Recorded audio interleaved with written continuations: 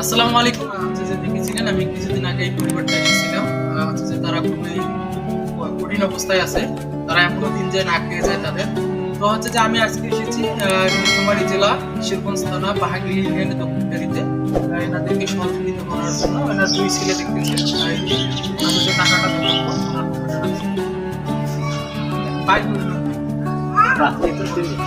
আপনার হাতে নেন যে ওনাদেরকে যে সহযোগিতা করলাম, জাস্ট কয়েকদিন ওনারা ভালোভাবে খাইতে পারবে, এই টাকাটা দিলাম। টাকা পেয়ে আপনারা খুশি হয়েছেন তো সবাই নাকি?